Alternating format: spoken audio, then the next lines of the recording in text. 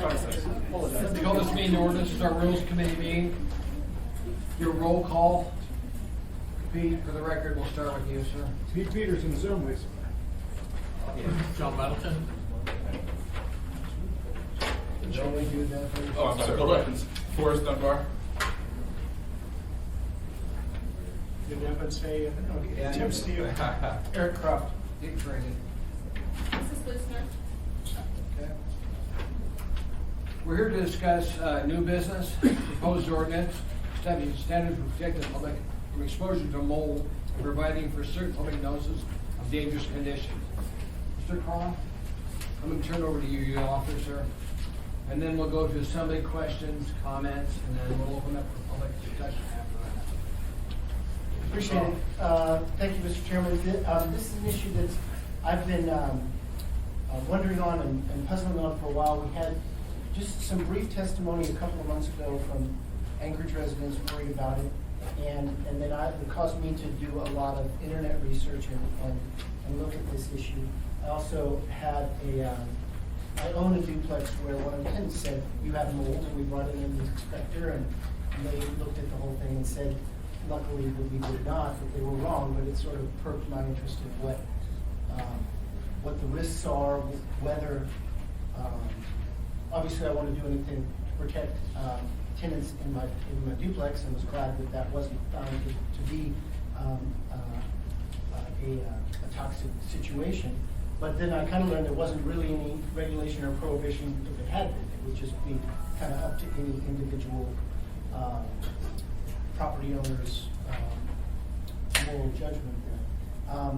And the more I looked at this issue, the more mold has been recognized as a serious health risk, but one that is very hard to quantify. That is, I wrote the assembly memorandum that accompanied it, and California went on about a 10-year search to find what they're called PELs, or it's permissible exposure levels. And it's really hard to do with mold. There's so many different types of it. It's not like you would do with arsenic in the water or lead in the air and just simply say, here's the safe level. It's too much variety. There's too much of a differentiated reaction that different people have. That is, asthmatics can be very susceptible to it, young children can be very susceptible to mold, and something that might not affect somebody else. So it is simply not as simple as that. Yet the evidence is grown to the point where it's difficult to ignore that it is a serious health risk. It's just one that's different than a lot of the others that we're used to. So I put both the assembly memorandum together and asked the ordinance to be put together. I'm still somewhat new, so some of the specifics on how we do it and how we warn, how we make sure that our rental spaces are free of mold, how we warn people if they're not. I'm open for assembly questions and probably even have some of my own as we step into it. So that was the intent. We can either go into some of the specific questions and I can write them down, or I know there were about 4 or 5 community members who wanted to testify. That may frame some of the questions. We'll go in whatever order you'd like. I want to recognize another minutes to recognize Ms. Ray Jackson joining us. Welcome, ma'am. Thank you, Mr. Chairman. Ma'am, can you tell us what this universalist covers? Are we talking hotels? Are we talking apartment buildings? What are we talking? How big of a universe are we looking at? Thank you. Good question, Mr. Chairman. My original intention was I asked to cover hotels, and then I got educated in the world of how many different definitions we have here. And finally just said, make it for rooms that we assess the guest tax on. That was the definition that seemed to make sense to me. But there's a lot of different, there's more premises for hire and rent and definitions than I originally thought. So its focus was on hotels and other temporary accommodations that are the scope. They pay the bed tax, and so under that definition, I believe they would. For some questions? Sure. Yes, Mr. Wilton, sir. How do you test for mold?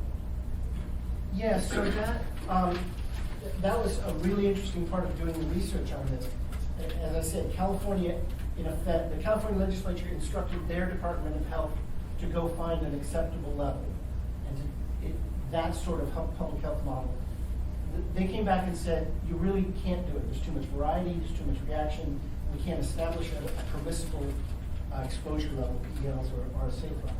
So what they recommended was become the California standard on this is visual evidence of mold. You just remove it. You look for mold and you identify it and get rid of it and get rid of the moisture that it feeds on. Instead of identifying particular toxic molds, there are some that are more toxic than others, but that didn't, in the end, prove a fruitful search point. It became an identification and get rid of remediation. Can I follow up with a question to Melinda?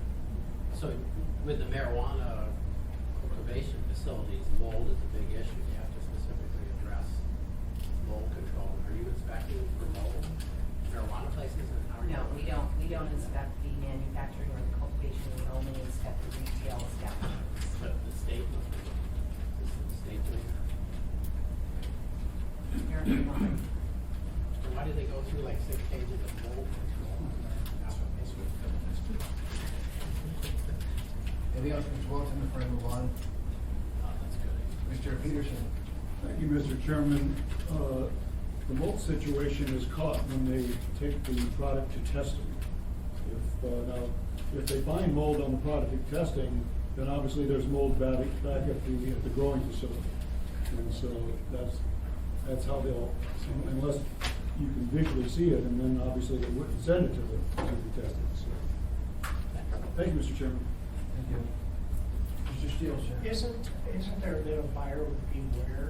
I mean, shouldn't you, I guess if you're renting a room, you oftentimes do a sight unseen, but it seems to me if you see it, it just seems to me that, the object obviously is to have clean, safe facilities. But, there isn't a house we live in a wet climate, and so certainly there's got to be most places. It's just a question of how much and where it is. If it's a maintenance issue, you're renting an apartment, you don't have any mold, you don't see any mold when you're in bed.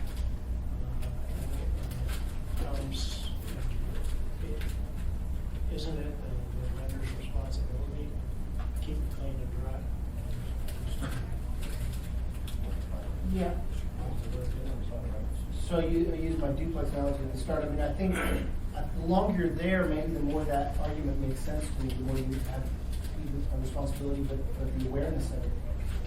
The more that shortens up, the harder that is, right? If you're just staying in a hotel room for a couple of nights, how would you, if we don't have some method to say, watch out, how would you really know? All the way up to someplace you live and have some responsibility for that argument makes more sense. Jim, you want to tell us you have mold? No. Okay. Thought I'd ask. Mr. Wilton. Sorry, have we gotten this before and I'm just not prepared? Or is this brand new? Okay. Don't feel so bad. So here it says, it's page 3, line 41. Provide for posting of public notice. So businesses get to post another notice. What is it, number 17? Wait a minute, page 3 or 4, line 39. 42, I'm sorry. 41. That says, engage in mold, so the municipality has to engage in mold prevention and provide for posting of public notice, but it doesn't really, stuff that follows doesn't really talk about notice. Right, I wasn't, I've heard now a couple of times your speech on how many notices businesses have to provide. My idea for it, and let me make sure that the text fits that, was that it would be a complaint-driven and then notification if you hadn't cleaned it up. That it would not be a general requirement of, here are the dangers of mold, or even when found, it would be complaint driven, and then if you find the evidence of mold and it's not cleaned up, the municipality could slap the notice of beware. But not that every business would have to post something about the dangers of mold. Do you think that language does or doesn't do that? Well, I've just read it for now, I don't know. Read it more carefully. Yeah, so the municipality shall engage in mold prevention and provide for posting of public notice. And then it lists what I took to be an inspection requirement, complaint-driven inspection requirement. And that pre-language then is the ability to put notice if it is not compliant. The big sign on the door says this place has mold. You know, yeah, if you couldn't get it cleaned up, if you'd gotten notice, you'd gotten a complaint, you confirmed its presence and given them some time to clean it up, yeah. I hope that to be a big deterrent. Yeah. Other assembly member questions?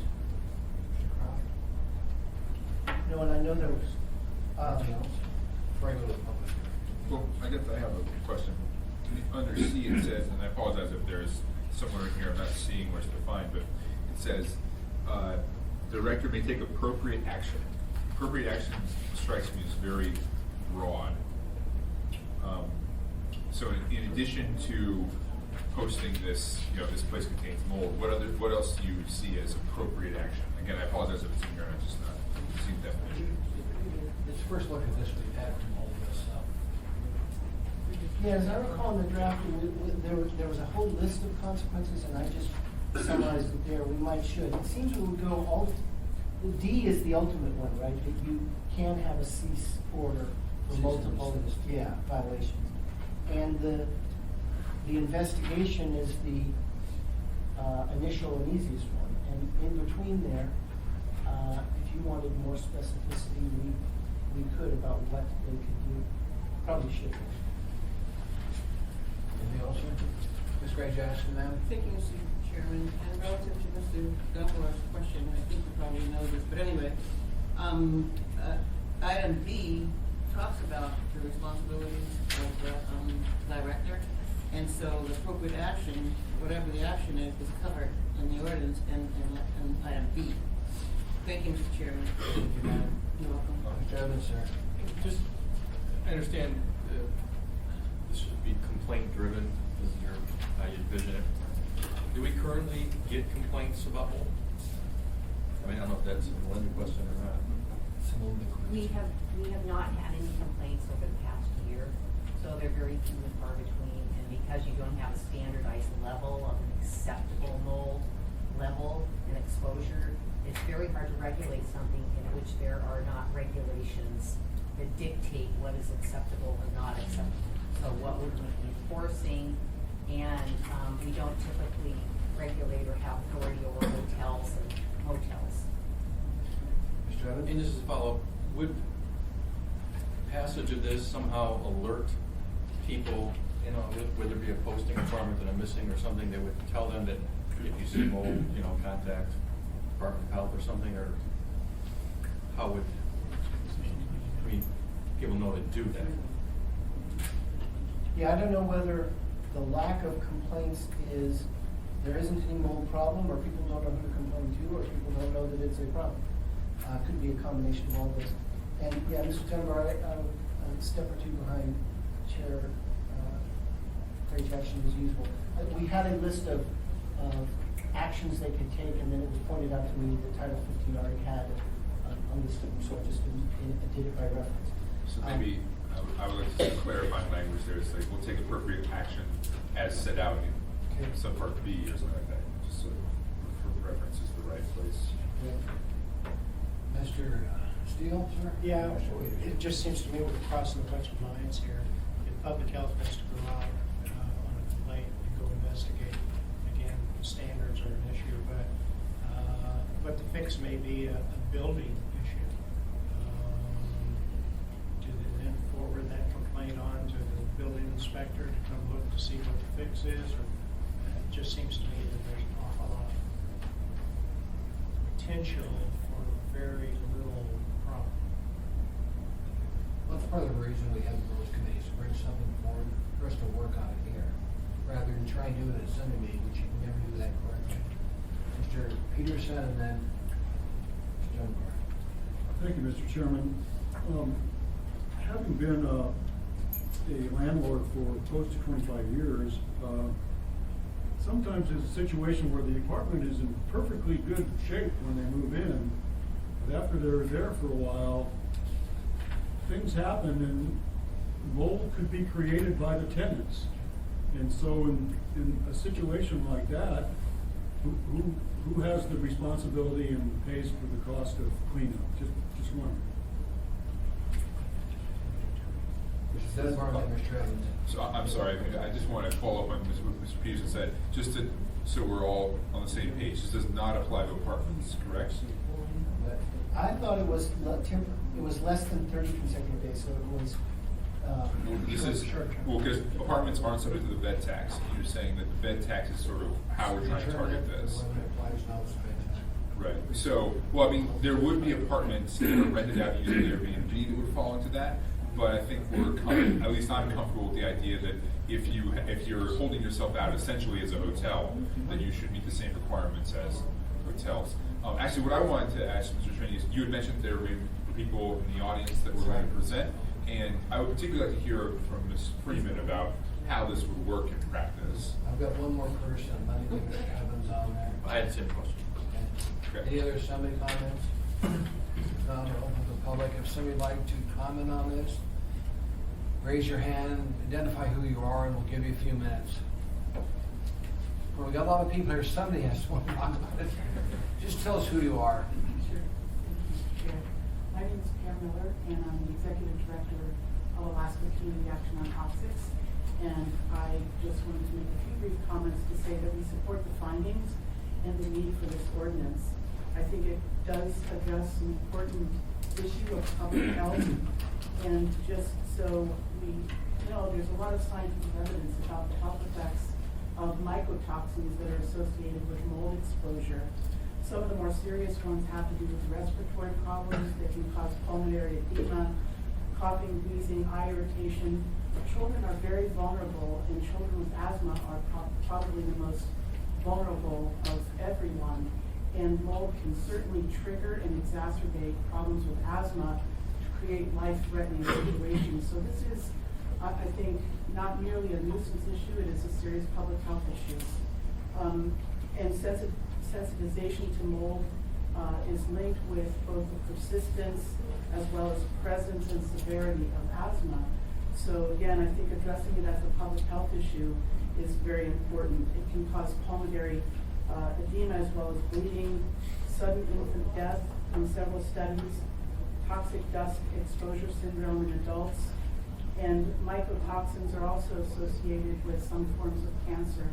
So it's not merely an irritant. There are some serious long-term health consequences. And I just want to say that we support the findings and the need for this ordinance again. I think it's very important because it addresses the source of the problem, because as Mr. Cross stated, the PELs are not very easily established, and there's very good evidence that there's really no safe level of exposure.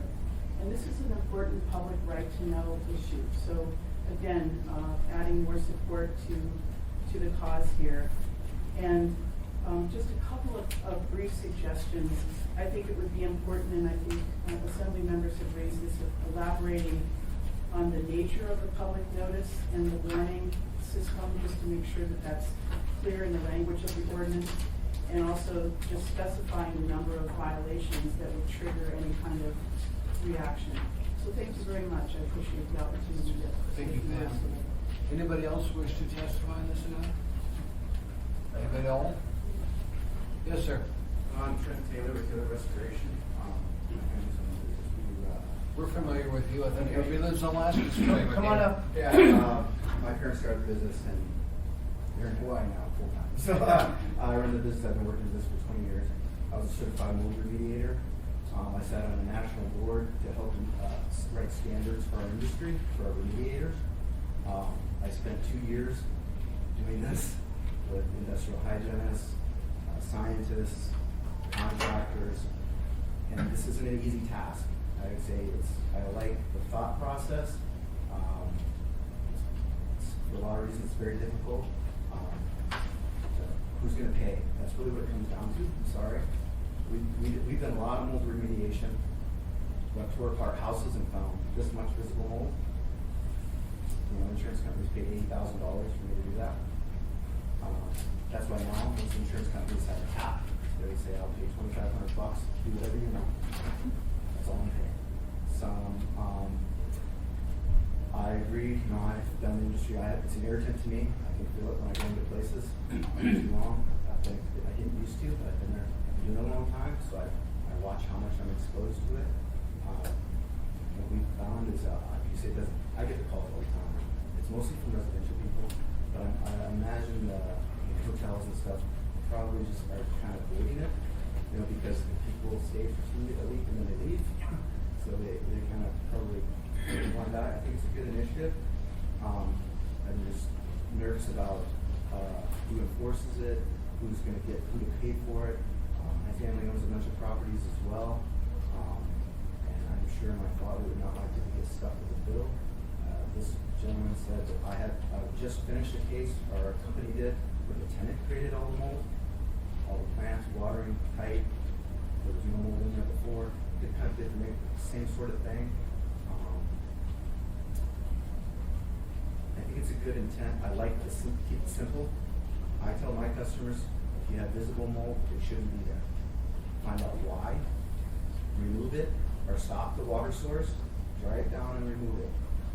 And they say, well, it gets, like I have a customer right now, and they're like, I just know it's in the air, I can feel it. I said, it's going to get very expensive to find it. And that's where they've left it. Mr. Croft has a question for you, sir. You want to answer it, Mr. Croft? Yeah, you know a lot more about this than I do. So is there any testing level, or is your recommendation just that you just remove it? You can test, and what I tell people is, unless you know where it's coming from, that opens a whole ball of wax. That's why I said the house, the guy, air testing said elevated spores relevant to outside. Well, there's no spores outside when it's winter, it's freezing. So any kind of elevated spores inside, they're gonna we got a problem. Oh, maybe don't. Well, we tore apart our house and found, and it was behind the sink where your backsplash, and that chances are it was unrelated to any insurance issue. And the insurance company paid all that to find, we couldn't see it, didn't know where it was coming from, and we tore the whole house apart. Interesting, thank you, Mr. Peterson, sir, you have a question, Mr. Jones? Yeah, thank you, Mr. Chairman. And so in the case that you just mentioned where the tenant, I guess it's assumed that the tenant must have caused the mold, did the landlord pay for that, or his insurance company pay for that, and then he has to go after the tenants to recover that? Interesting question. My counterpart, who runs that department for me, I said, who won? And he says, I don't know, it's just I left, because he had been called it 4 times. And so we don't know the outcome, they just wanted our opinion. Tell Mr. Peterson? Yeah, obviously that's going to be an issue. I don't know whether we may have to address that in the the ordinance or something. But Well, Thank you, Mr. Taylor. No other questions. Appreciate you being here. thank you. Mr. Croft? Yeah, briefly on William Peterson's question. I mean, I attempted to, and smarter people than me can tell me whether I did, eliminate long-term, apartments. Really. It is only less than 30 days accommodation. So it's hotels, bed and breakfasts, and those kinds of establishments and rental rates periods. I don't know how much we can do at a municipal level on because the state has passed a comprehensive. So I'm not sure that we could even do that anyway. It wasn't my intent to do it. Okay. But it may be preempted by the state's action passing all of their housing statutes. Mr. Anderson? Yeah, just a general question, mostly from Linda. Do we have any type of general provisions in our codes that authorize the health department to investigate any sort of just generalized health hazard in a hotel or business like that you became aware of some kind of hazard to health, unspecified? Do you Well, have? we have the authority to investigate potential hazard, but at that point, we would intersect with our building department, under Director Jack Frost, and we would, I think in the past, we probably have either conducted a mutual investigation if that was a concern. So you've got the building codes that dictate what is allowable in, rental properties, et cetera, and then you have hotels and motels. And currently, we do not oversee something like this in the air quality in hotels and motels. And we prepared handouts for you from the EPA to just provide you with further information about this issue. Again, there really isn't a defined regulated level, and so it would be hard to enforce something if we don't have a regulated level that's acceptable. And it is ubiquitous. There's mold in everything, and I think it's important to note that mold is a symptom of a leak or high condensation. So once that's remediated, then you don't have the mold anymore. So many elements to look at with this. So Eric and Melinda, you guys have, so Eric, you cited California as a state or a jurisdiction that's gone sort of far down this road in trying to do this. I was wondering if there's other examples, particular examples from a northern city, like Minneapolis or, I don't know, Ottawa or somewhere like that, where they maybe have they maybe have a similar climate to ours, some damp, cold city. And sort of, are there examples of regulations in other cities like that we could try to model ours after? And the second thing is, so for Melinda, again, sort of how would you envision this being operationalized? Would you need additional employees, or is this something that would be infrequent enough that with your current employees you could handle? I know it's a little bit speculative, but those are my two questions. Right. We could certainly research other northern cities and how they handle this concern. And as far as researching and implementing something of this nature, since we haven't received complaints and we checked in, I can't remember what the rate of complaints was with Mr. Frost in the building codes. Was it infrequent, very infrequent? Okay, so when we checked in preparation for today's meeting with Director Frost, there were very few complaints. Now, as you said, Assemblyman Croft, that may be due to people not understanding where they call and that kind of thing. But we have not experienced this as a primary problem, especially in the hotels and motels. I mean, they are very, they're a business that needs to thrive on customer service. And so I would think that we might have received complaints at the health department. Believe me, we receive lots of unique complaints that aren't necessarily related to DHHS, and we certainly respond to all of those. So it would, since it hasn't appeared to be a problem, that it may be a solution to a problem that I'm not aware that we have. I can't predict how many, if we would need increased FTEs to handle the problem, but we would be certainly happy to work with Assemblyman Croft and the rest of the Assembly on this proposed ordinance. We haven't had any time to really work on it, but I did produce some documents on the issue. I guess on that, just a little follow-up to that, Eric, what kind of time frame do you envision on this? So we're going to go back and forth just a little bit? Yeah, no, I'm not in a hurry, and I'd rather get it right. The cycle that was referred to here, though, I originally was looking for a minimum safe level to establish that it shall be this, like arsenic or whatever, right? And it just, the more I searched for that, the more I kept running up against World Health Organization and California United saying that that's not the deal. And so then the complaint would be, I have visible mold in this room.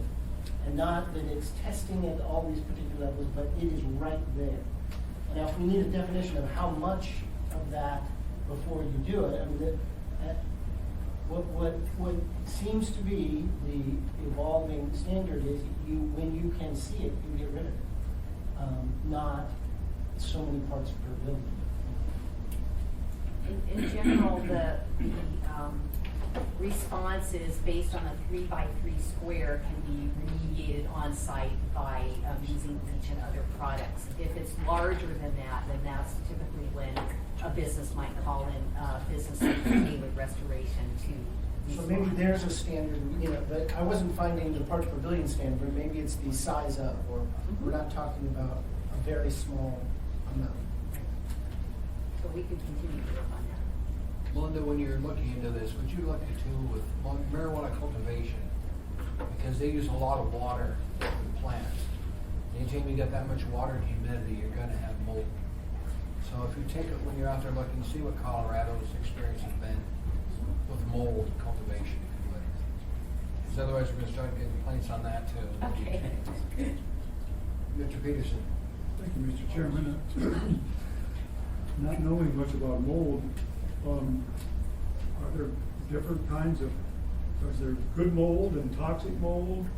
I mean. There are an extremely high amount of different types of molds, and as Ms. Miller was referencing, typically a vulnerable population might have a stronger reaction to a different type of mold than other folks, and so someone who experiences asthma. So it is everywhere. I mean, there is mold everywhere, and so there are different responses depending on the type and the vulnerability of the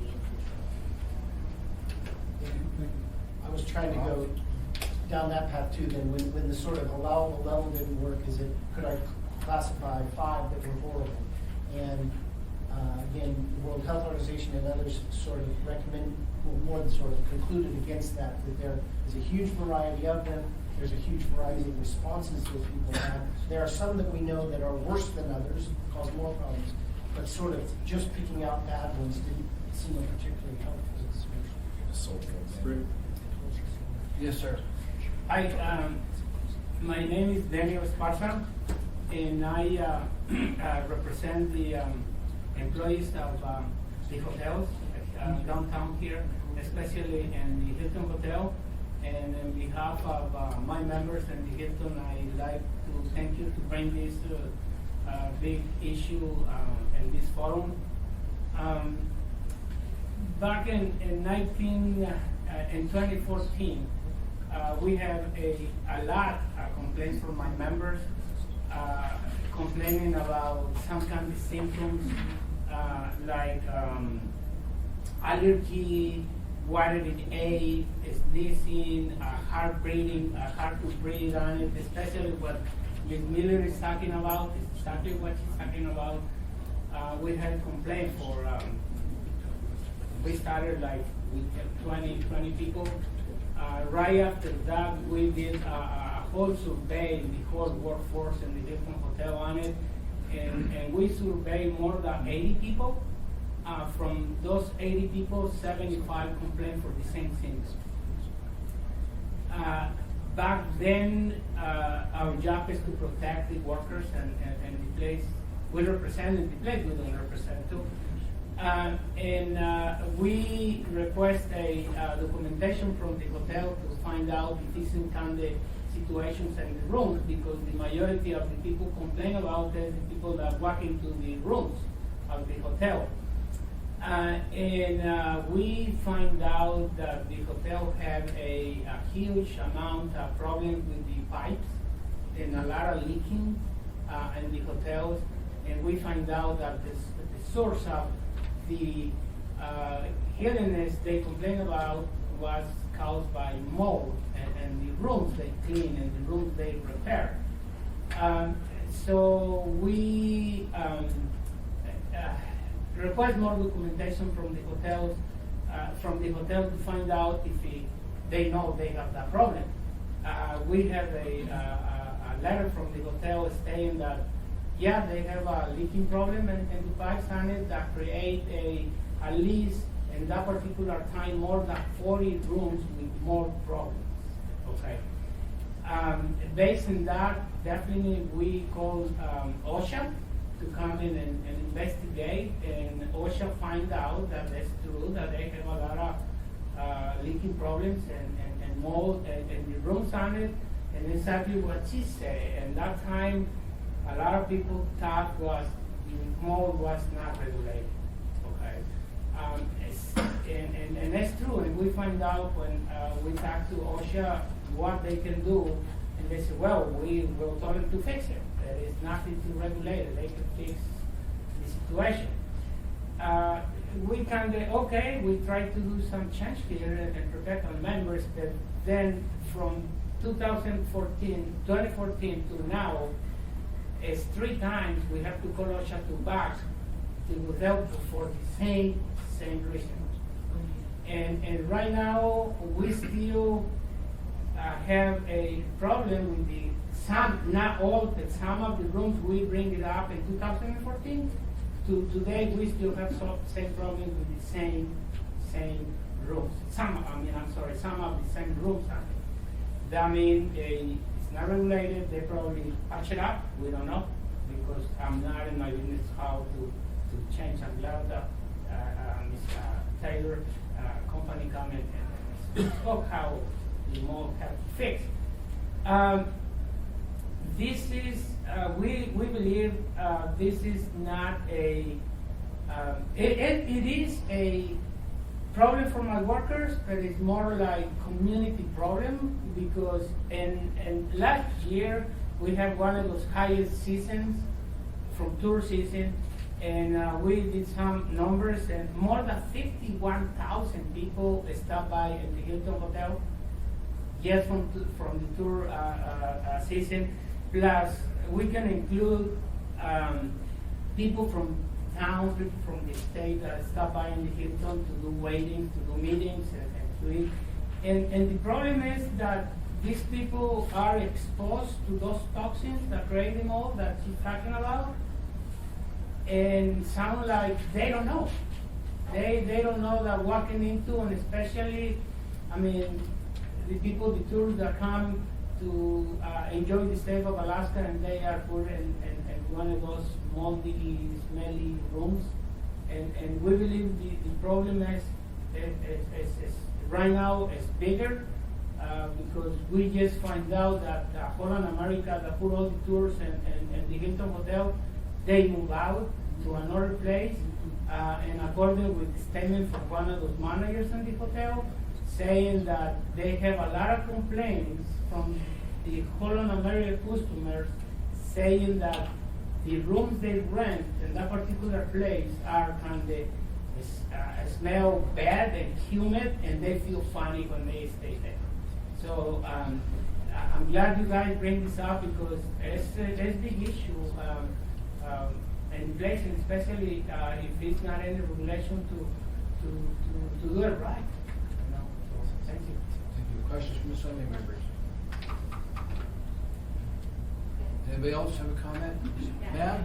Come up so we can see you. I'm sorry, you're way back there. I'm Peggy, I'm also with Taylor Restoration, and as a company that specializes in mold remediation, if we were in a hotel doing water damage cleanup and found mold, where would that leave us? If this ordinance was passed, would we be required to then submit something Identify the saying mold that or something? we found mold behind the walls, behind the wallpaper, whatever it might be? Thank you. Good question.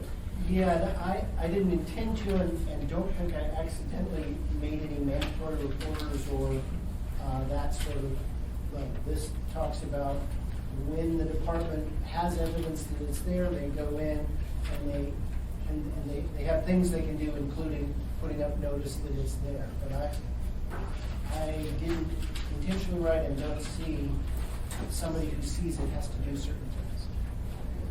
Dunbar, sir? Yeah, so I would echo that. That's an interesting point. I certainly would be opposed to making mandatory reporters in this case. I guess my question for you, Eric, is if visible mold is going to be the standard, then, and I assume some mold kind of works differently, but what stops the hotel from just painting over the mold? And well, I mean, or like putting a panel over a panel. You know, if that's the standard, how do we police that? And do we want to police that or not? Yeah. Well, yeah. I guess I'd like to think on that more. I mean, if there is evidence of sufficient, whatever that is, whatever size limit we do, or visible mold, and they've taken steps, and so that triggers the ability to investigate. And they've taken steps that don't, I assume painting over it doesn't help much. Anyway, they've taken steps that doesn't solve the problem. You still have the evidence that you can proceed. But Mold remediation, guys, want to say something? Just actually, they say that encapsulation is an opportunity.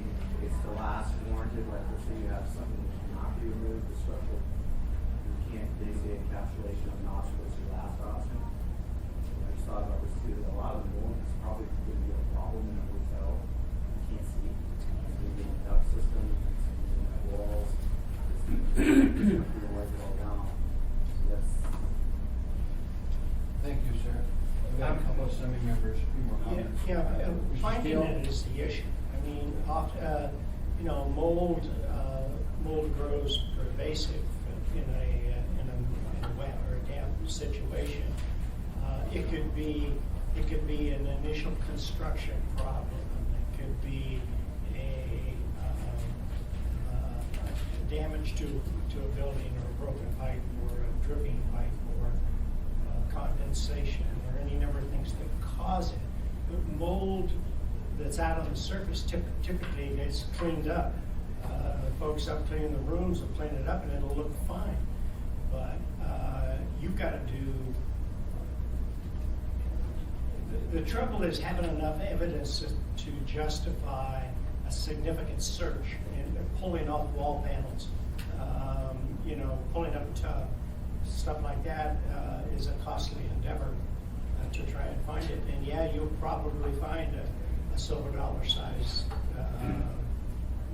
mold anywhere that there's water, but it's so hard to, one, identify that you have a problem, and two, to find it, and three, to fix it, and then placing liability is a whole other matter. go ahead, ma'am. You never make a comment, you type on. You want to make a comment? I appreciate this. This might be a dumb question, but I think I would know mold when I see it, but I don't actually know. And how would an ordinance set out a visual standard if there's no like pictures? You're gonna write out what it looks like in the ordinance?